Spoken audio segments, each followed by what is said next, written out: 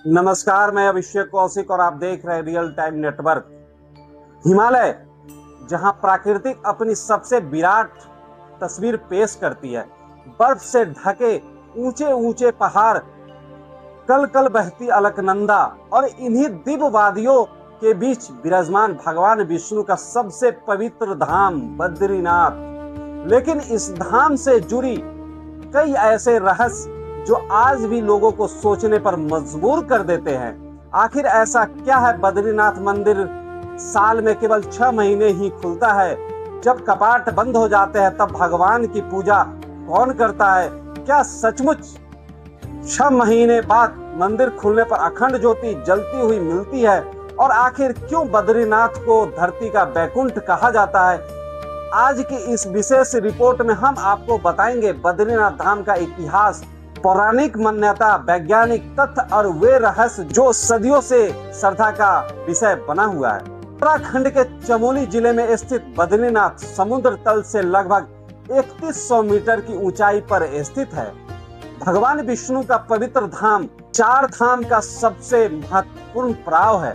हर साल देश विदेश से लाखों श्रद्धालु यहाँ भगवान बद्रीनाथ के दर्शन करने के लिए पहुँचते हैं। कहा जाता है कि जो भक्त सच्चे मन से यहाँ आते हैं उसकी मनोकामना पूरी होती है और मोक्ष का मार्ग प्रशस्त होता है। पुराणों के अनुसार भगवान विष्णु एक समय इसी स्थान पर कठोर तपस्या में लीन थे। चारों ओर बर्फ थी, तेज हवाएं थी, लेकिन भगवान ध्यान से नहीं डिगे। तब माता लक्ष्मी ने बद्री यानी बेर के वृक्ष का रूप धारण कर भगवान को ठंड और बर्फ से बचाया। तपस्या पूरी होने पर भगवान विष्णु ने कहा, आज से यह स्थान बद्रीनाथ कहलाएगा और यह मेरी पूजा बद्री विशाल के रूप में होगी। मैं बीतने के साथ यह क्षेत्र वीरान होता गया। 8वीं शताब्दी में जगत गुरु आदि शंकराचार्य यहाँ पहुँचे। मान्यता है कि उन्होंने नारद कुंड से भगवान विष्णु की मूर्ति निकालकर पुनः स्थापित की और बद्री धाम को फिर से सनातन आस्था का केंद्र बनाया। यहीं से बद्रीनाथ की यात्रा पूरे भारत में प्रसिद्ध होने लगी।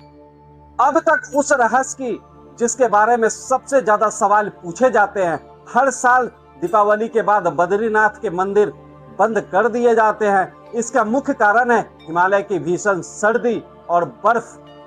सर्दियों में पूरा इलाका कई फीट बर्फ से ढक जाता है और तापमान 0 से कई डिग्री नीचे चला जाता है। ऐसे में यहाँ रहना और पूजा कर पाना संभव नहीं होता है।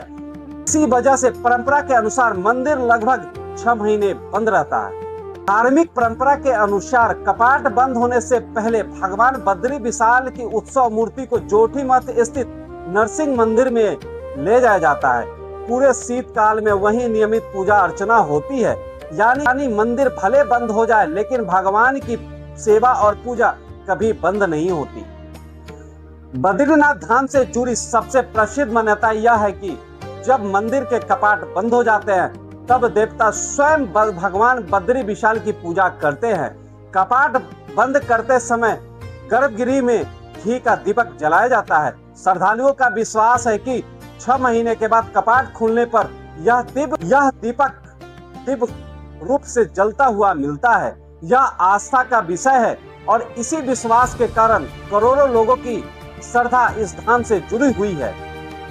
मंदिर के सामने स्थित तप्त कुंड भी अपनी आप में एक चमत्कार माना जाता है। चारों ओर बर्फ होने के बावजूद इस कुंड का पानी हमेशा गर्म रहता है, यानी कि इसे भू तपीय ऊर्जा का परिणाम बताते हैं, जबकि श्रद्धालु इसे भगवान विष्णु का आशीर्वाद मानते हैं। मान्यता है कि इस कुंड में स्नान करने के बाद ही बद्रीनाथ के दर्शन पूर्ण माने जाते हैं। बद्रीनाथ धाम के स्थित ब्रह्म कपाल घाट को पितरों के श्राद्ध के लिए सबसे पवित्र स्थानों में माना जाता है। ऐसी मान्यता है कि यहाँ तर्पण और पिंडदान करने से पूर्वजों की आत्मा को शांति और मोक्ष की प्राप्ति होती है। इसी कारण हर वर्ष हजारों परिवार अपने पितरों का श्राद्ध करने आते हैं। बद्रीनाथ से कुछ ही किलोमीटर स्थित माना गांव, इसे भारत का आखिरी गांव कहा जाता है। यही भीम पुल, व्यास गुफा और गणेश गुफा जैसे कई पौराणिक स्थल मौजूद है। मान्यता है कि महाभारत के बाद पांडव स्वर्ग रोहण के लिए इसी मार्ग से आगे बढ़े थे।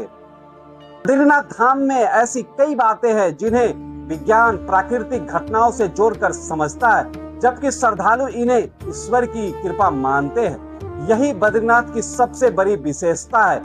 यहाँ आस्था और प्राकृतिक एक साथ दिखाई देती है।